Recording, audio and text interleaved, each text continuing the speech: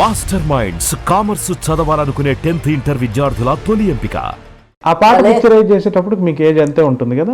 మీకు అబ్బో నేరేడు ఇప్పుడు చాలా రోజుల తర్వాత 79 తర్వాత కదా, ఆఫ్టర్ 79.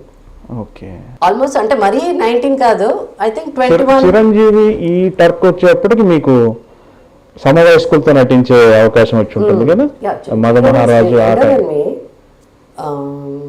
బట్ కమల్తో ఎక్కువ అలాంటి మన సొమ్మొకడు సోకొకడు మలయాళం సినిమాలు కూడా చేసాం మేము. కమల్ నేను ఒక 4-5 సినిమాలు మలయాళం సినిమా. సో ఈ జంట ఈ పేర్ ఆ రోజులో రిషి కపూర్ నీతు సింగ్ అంటే సౌత్ ఇండియన్ రిషి కపూర్ నీతు సింగ్ అని పేరు ఉండేది. అట్లా అన్ని సినిమాల్లో మాకు సెకండ్ రోల్ అంటే పెద్దవాళ్ళు ఉండేవాళ్ళు, హీరో హీరోయిన్స్ ఏజ్ వైజ్ కూడా, ఏజ్ ప్రకారం కూడా మేమిద్దరం యంగ్ పేర్ ఉండేవాళ్ళు అనమాట. సో మాకు ఒక 2 పాటలు ఇచ్చేసి ఎంత స్కర్ట్లు నేను కమల్ అట్లా జరిగిపోయింది. లాస్ట్లో మేము బాలచంద్ర గారి సినిమా ఇది కథ కాదు కూడా తెలుగులో చేసాం.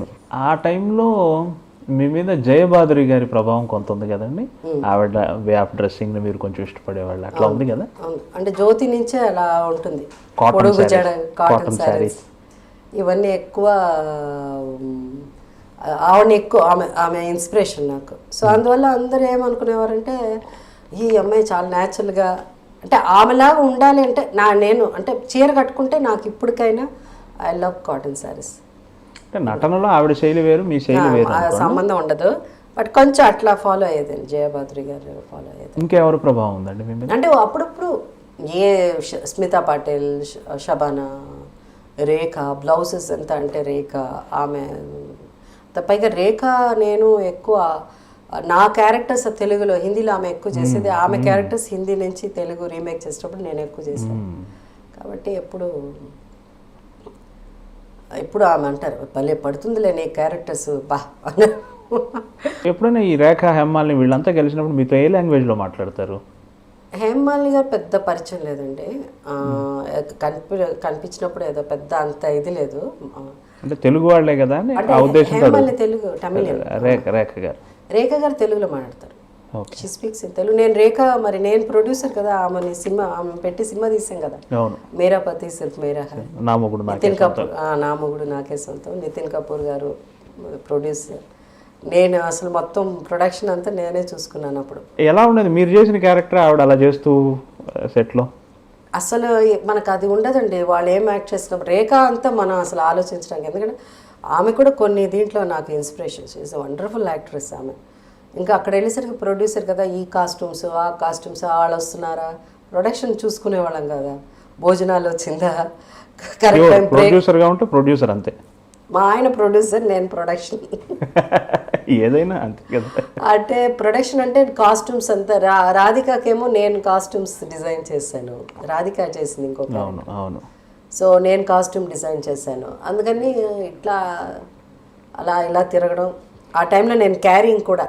సో అంత పెద్ద 4 months 5 months 6 months ప్రెగ్నెంట్, అప్పుడు అట్లాగే పనిచేసామన్నమాట. సో ఆ సినిమా అప్పుడు యాజ్ అ ప్రొడ్యూసర్ ఆమె ప్రొడ్యూసర్ గారు అని పిలుస్తాం. మీ ఫస్ట్ హిందీ సినిమా ఆయన కదా? దాంట్లో నేను కమల్ ఒక చిన్న సాంగ్ చేసి అదే అరంగేట్రమే. అదే తెలుగులో అరంగేట్రం పేరు వచ్చి ఏదో జీవితం. కమల్ చేయలేదు తెలుగులో, నేను యాక్ట్ చేశాను అనుకుంటా. నేను యాక్ట్ చేశాను. అపూర్ రాగంగా నేను చేయలే. అపూర్ రాగంగా మాధవి చేసింది తెలుగులో, అదే తూర్పు పడవ. నా క్యారెక్టర్ మాధవి చేసింది. అది హిందీ ఊరికే బాలచంద్ర గారు, మేమంతా కంపెనీ ఆర్టిస్ట్ కదా, దాని ఎందుకు బాంబే నుంచి వాళ్ళిద్దరు మీ ఇద్దరండి పిల్లలు యంగ్స్ ఇట్రండి మీ ఇద్దరు యాక్ట్ చేయండి అని చెప్తే అది చేసాం.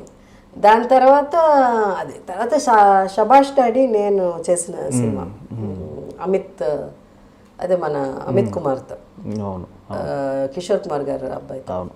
చాలా రోజులు గ్యాప్ తర్వాత మళ్ళీ మీరు సూర్యవంశ్. దాని తర్వాత చాలా రోజులు గ్యాప్ తర్వాత హిందీ సినిమా ఒకటి చేశాను. అప్పుడే మా ఆయన ఎక్కువ పరిచయం నాకు. అయితే జఖ్మీ షేర్, అవును, జితేంద్ర గారితో. అవును. టుటు శర్మ చేశాడు. టుటు అంటే మన పద్మిని కోలాపురి హస్బెండ్, అతను ప్రొడ్యూసరు, అతను మా ఆయనకు కూడా ఫ్రెండే. సో అట్లా ఆ సినిమా చేయడం అంటే దాసరి గారి డైరెక్షన్. జఖ్మీ షాన్ దాసరి గారు డైరెక్టర్. అవును అవును సో ఆ షూటింగ్ అప్పుడు మా ఆయన పరిచయం అనమాట.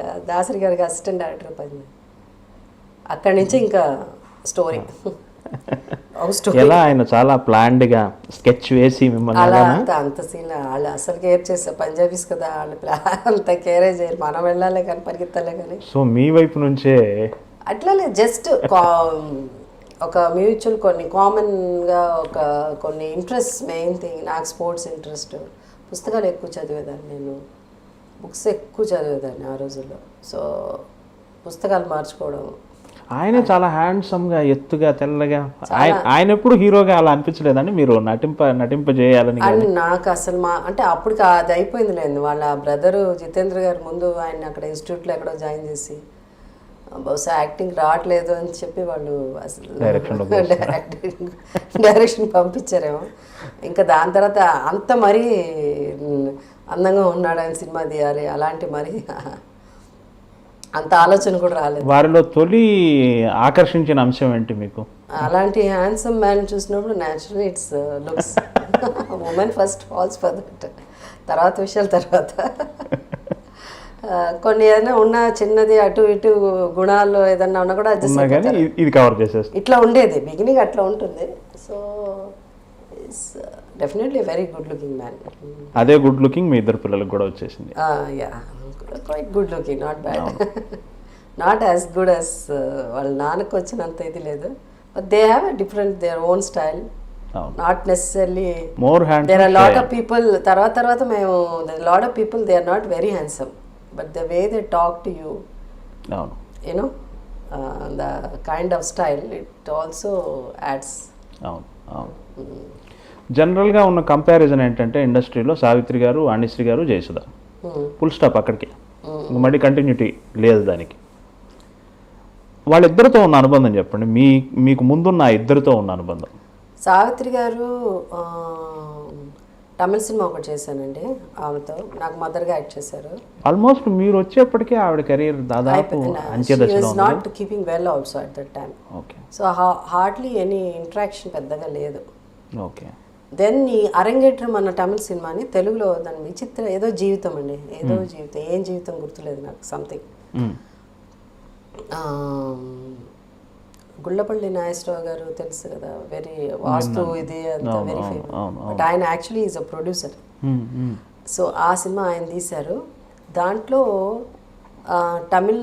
తమిళ్లో ఆవిడ చేయలే కానీ సావిత్రి గారు తెలుగులో సావిత్రి గారు చేశారు నాకు మదర్గా. అప్పుడు కూడా చాలా తక్కువ ఇంటరాక్షన్. అంటే ఇంకా చాలామంది మేము కూతుర్లు కదా, 3 కూతురు 4 ఎక్కడ గుడ్ మార్నింగ్ నమస్కారం అమ్మా బాగున్నామా అంతే. She was more into not very into not really keeping well. So she's tired and she loss that ఇది అప్పటికే. అందువల్ల పెద్ద ఇంటరాక్షన్ ఏం లేదు. వాణిశ్రీ గారు అంటే వాణిశ్రీ గారితో నేను బిగ్ ఫ్యాన్ ఆఫ్ వాణిశ్రీ గారు. కృష్ణవేణి ఆ సినిమా ఈ సినిమా అదంతా. దాని తర్వాత పిక్చర్ చేసాం, ఇది పాట ఎదురీత. దాంట్లో వాణిశ్రీ గారు, రామారావు గారు, నేను ఒక క్యారెక్టర్ చేశాను. హిందీ రీమేక్ అసలు.